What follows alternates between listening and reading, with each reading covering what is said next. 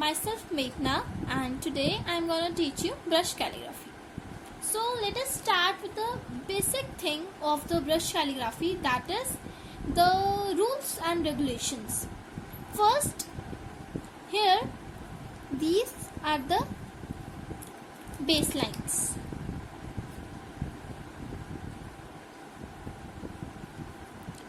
And the part above the baseline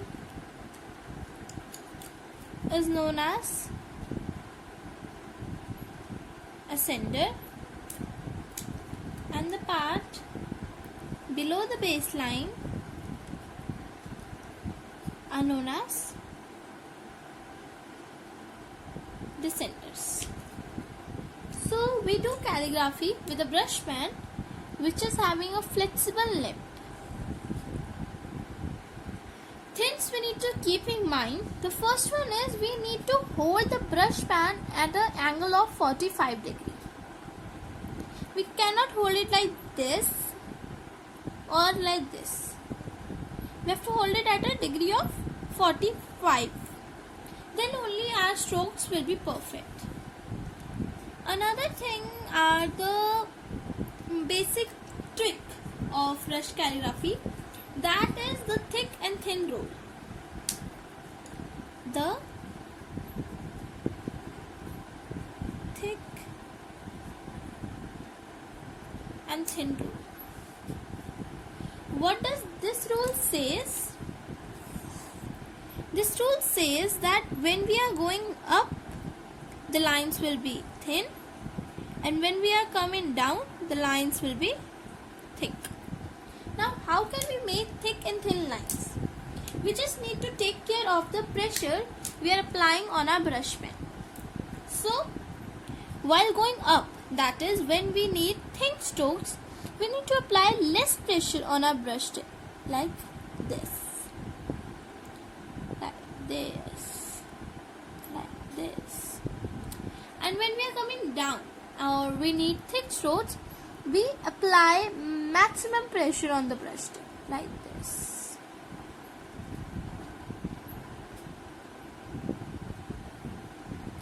So these are the thin strokes and these are the thick strokes. Now these thin strokes are known as upstrokes, and these down strokes and these thick strokes are known as downstrokes. Now brush calligraphy basically is comprised of the thin and thick strokes. When we write an alphabet, what we do is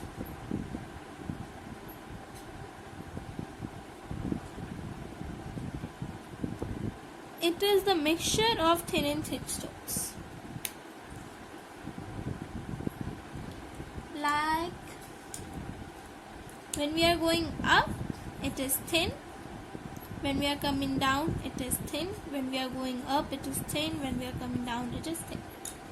I'll explain you it in a simple manner. Like first a thin stroke, then a thick stroke, then a thin stroke, then a thick stroke, and then a thick stroke. Now, when we'll add up all these strokes, we'll get a proper calligraphy alphabet.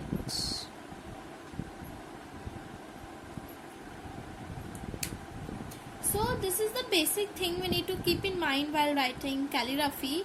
Also, one major thing we need to keep in mind while writing calligraphy is we need to make use of our hands, not fingers.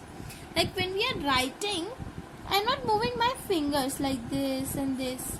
I have to move my hand. Move your palm or wrist while writing. You got me? No. If I explain it more clearly, then while you are writing, there are three types of arm movements. Like, okay, we write by using fingers, then we write by using wrist. See, my fingers are immobile, they are constant, but my wrist is moving. My wrist is writing the alphabet. And the third movement is my wrist and fingers are constant, my arm is moving. So for calligraphy, we need arm movements and wrist movements. We don't write with fingers.